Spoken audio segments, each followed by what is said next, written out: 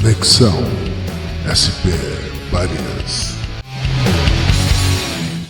E aí, Carlos, tudo bem? Fala, Lélio, tudo bem? Porra, Tudo bom, e aí? Primeiro encontro, hein?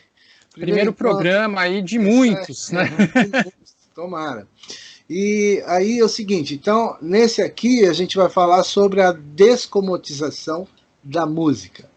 Antes, Correto. você poderia dar só uma passadinha sobre... porque tem pessoas que não estão acostumadas com essa expressão, né? Comotização, né? Commodities, né? Uhum. E menos ainda descomotizar, né? Descomotização. Então, se você pudesse dar uma passada, seria legal, e depois a gente entra propriamente no assunto, e eu creio que antes de entrar propriamente no assunto atual, porque esse assunto é super atual, né? Uhum. Atualíssimo, antes disso, teremos que dar inevitavelmente uma passadinha na história da música para posicionar a história da música nesse processo todo, né? Então, primeiro, o que é commodities, o que é comoditização. Exatamente. Bom, vamos pegar então o conceito de commodity, né? Isso. Para a economia dita liberal, na escola liberal de economia, e é mesmo o conceito talvez mais vigente que se tem hoje da noção de commodity, commodity é um produto, né, que é cujo valor, cujo preço é estabelecido pelo mercado internacional. Então, por exemplo, se você for abrir o caderno de economia de algum jornal, você vai ver ali seção de commodities. Então, você vai ter ali, sei lá, petróleo,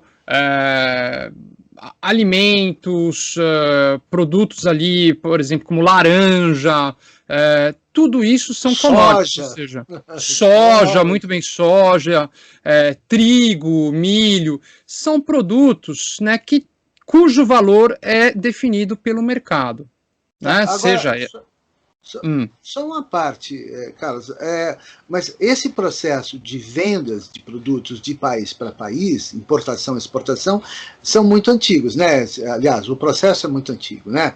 Essa prática, né, de troca, isso é muito antigo, tá certo? Mas só adquire essa característica, esse conceito de commodities, vamos dizer, do capitalismo moderno para cá. Quando eu digo capitalismo moderno, da Revolução Industrial para cá. Uhum. É isso? É isso? Sim, é quando você passa a ter a chamada bolsa de valores, porque se a gente vai ver, por exemplo, o barril de petróleo subiu hoje, então, ou seja, o barril de petróleo, o que vai definir o valor dele é a bolsa de valores. Então, ou seja, eu não sei quanto está hoje, mas enfim, teve uma alta, o barril de petróleo está a $70. Teve uma baixa, o barril de petróleo está a 50. Então, hoje a noção que se tem comum, né, do uso cotidiano de commodity essa definição do preço pelo mercado internacional. Então, realmente, a noção de commodity moderna, no sentido da economia liberal, ela é pós-bolsa de valores, então é relativamente recente. Né? Sim. Né? Não sei se compensa aí a gente falar, porque senão vai desviar um pouco o assunto. Economia liberal, que estamos nos referindo, não surge antes da Revolução Industrial, antes do século XVIII. As teorias da economia liberal, a partir de Adam Smith, a partir da Riqueza das Nações, que funda a economia como ciência moderna, que não era antes, né? A economia era uma prática, sempre foi, de toda a população, e quem regulava isso era a própria população. Mas isso é um outro assunto que não vem ao caso aqui agora, né? Depois podemos voltar, aliás, voltaremos mesmo. Voltando na questão da commodity, aí na escola marxista, enfim, commodity é toda mercadoria que tem um valor de troca e um valor de uso. Então, o que é, por exemplo, um valor de uso? Por exemplo, essa caneta tem um valor de uso, né? Eu escrevo com ela, isso é um valor de uso. Valor de troca é se ela tem um preço. Então, evidentemente, todo valor de troca ele tem também um valor de uso. Todo produto que tem um valor de troca, ele tem um valor de uso. Mas nem todo valor de uso tem um valor de troca. Sim. Então, por exemplo, eu posso fazer algo, não sei, eu chego e, não sei, eu faço um tipo de um banquinho para mim, ou eu invento algo para amarrar o cabelo, tem um valor de uso. Mas se eu for tentar vender isso, ninguém vai querer comprar, faz uma porcaria. Então, ou seja, é algo que tem um valor de uso, mas não tem um valor de troca. Então, para o Marx, a commodity é mercadoria que tem um valor de troca e um valor de uso e que pode ser trocada por dinheiro, ou seja, ela tem um preço. Né?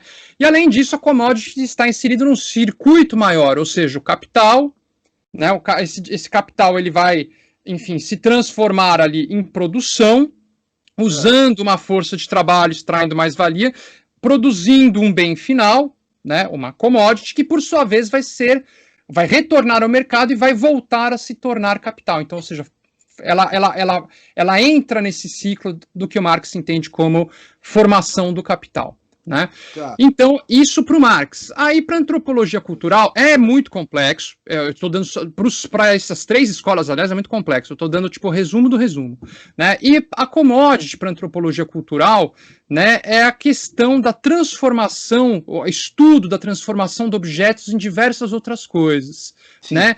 Então, eles querem tentar compreender como os seres humanos, né, transformam objetos, né, pela cultura, pela agência humana. Então, por exemplo, digamos, você vai ali a uma tribo na África e eles pegam as garrafas de Coca-Cola e transformam em chinelos.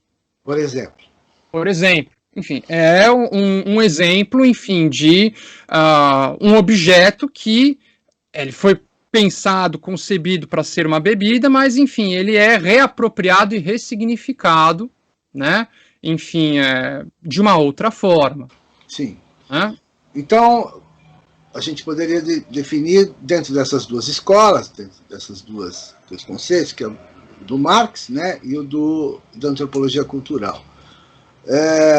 Não é o assunto aqui agora, mas é importante, quando você fala Marx, é que Marx, só para lembrar, ele é um marco divisório nas águas, vamos dizer assim, dessa história da economia política e dessa visão toda, né, da sociologia, da antropologia como um todo, né, porque os estudos dele foram fundamentais para os posteriores, tá certo?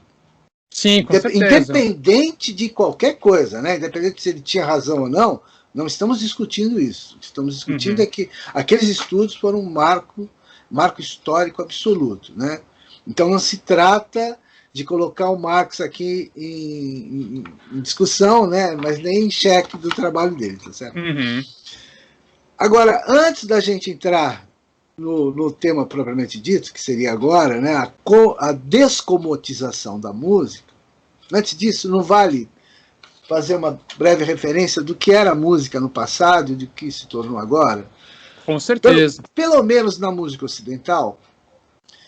Então, agora eu gostaria de pincelar um pouco sobre isso pelo seguinte, porque como eu estudei vários anos de História da Música Ocidental, não sou professor de História da Música Ocidental, mas estudei durante vários anos, li muitos autores, aqui inclusive seria o caso de chamar a minha colega lá, Ana Maria Drummond, né, que é professora de História da Música Ocidental e tal, e também tem formação em Sociologia, e tem programas dela, exatamente, eu a entrevistando sobre passagens da história da música, sobre períodos da história da música.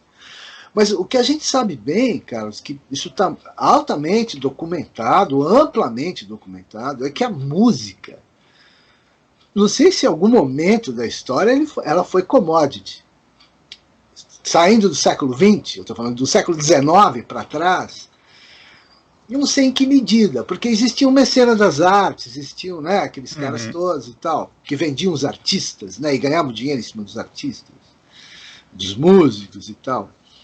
Mas em que medida nós poderíamos conceituar que na história da música ocidental, música ocidental, ela foi commodity em algum momento?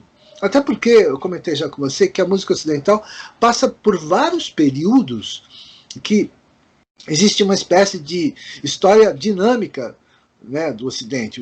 O Ocidente tem uma história quase que singular, quase que única em relação às outras civilizações, porque é uma cultura de transição permanente, né, o Ocidente. E na música, então, nossa, exatamente isso, em todas as artes e tudo mais. O tempo todo novos períodos, novos movimentos e não sei o que e tal. Eu não sei se todas as civilizações são assim, já esse é um aspecto importante. Então, na música, o que ocorreu na realidade é que existem vários períodos, mas nenhum que se caracterize com alguma semelhança do que passamos a viver a partir do século XX. Até porque, você sabe melhor do que eu, conhece esse assunto melhor que eu, que não existiam umas médias, né, meios de comunicação de massa até os finais do século XIX. Né? E se não existia, como que você ia vender música para a grande população? Então, como é que você faria um mito popular, né, mundial, como Beatles, como Michael Jackson, como Elvis Presley? Como que você vende esses caras a nível mundial se você não tem meios de comunicação para isso? Então, muito menos você vai vender, acho que a música como commodity, né? Porque você não tem meios. Né? Não tinha nada. Os mais novos, os mais jovens, se esquecem disso. Porque eles já nascem em cima da internet, estão achando que o mundo sempre foi internetizado. Né? Eu que peguei dois mundos, porque eu nasci em 55, eu peguei um mundo que não tem nada a ver com isso aqui. Praticamente.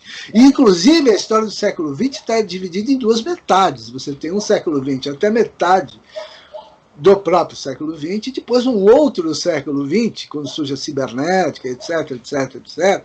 Tem o Norbert Wiener aqui do meu lado, né, que é Cibernética e Sociedade, que surge um outro mundo. E a música, é óbvio que ela vai ser retratada, ela vai ser condicionada, vamos dizer assim. Então não existia esse negócio de hit parade, né? Essa coisa de hit parade é coisa da invenção do século XX. E tem um peso enorme. Estou me alongando um pouquinho. Tem um peso enorme a indústria fonográfica no século XX, em particular a indústria fonográfica centrada nos Estados Unidos, onde estavam os grandes escritórios das majors fonográficas, que lá nos Estados Unidos eram conhecidas como Big Five ou Big Six. Depende, se você incluir a BMG Ariola, aí vira Big Six. Então, o que acontece? Eu que trabalhei um pouco com rádio e gravadora, entre 78 e 80, eu conheci um pouco desse mundo, né, por dentro dos bastidores do mundo fonográfico. E sei como é que os caras vendiam música, né? Eu convivi um pouco com isso. Né? Além de ser músico, além de estar ali como artista, eu também trabalhei atrás das câmeras e sei como é que funciona essa coisa, né, de você vender música, como se vende sabonete, como se vende qualquer outro produto. E aí já estamos falando de commodity, né? Já virou commodity, já tem um preço, né? Para a definição marxista já está respeitando ali, já é uma commodity, né? Já se tem um preço, é uma commodity. Mas antes do século XX, não. Ela poderia até ser, mas por uma outra via, com outras características. Você comprava, na verdade, a performance musical, porque se a gente vai pensar, então, por exemplo, as pessoas vão à ópera, ela pagava, né? Ela comprava uma performance, mas também em muitos casos a música ela não era comprada, você estava ali num ambiente nobre, por exemplo, música de câmara, as pessoas iam, enfim, a um determinado evento social, e a música ali era um elemento, enfim, de descontração, de contemplação, e ela não pagava por aquilo. Quer dizer, quem pagava os músicos era o anfitrião. E aí você tinha mais uma lógica de oferecer algo aos outros. Então, aí talvez estaria mais até próximo do que, por exemplo, uma noção mesmo, mais até mesmo antropológica de commodity. Você está ali, até mesmo de economia da dádiva. Você oferece, né, um presente, né, enfim, esses músicos tocando algo, e depois, quando for a sua vez de ser convidado, eu vou convidar os melhores, chamar os melhores músicos, pagá-los para que agora eles vejam. Então, está muito mais uma lógica de economia da dádiva, né, do que realmente de produto, commodity no sentido moderno, né.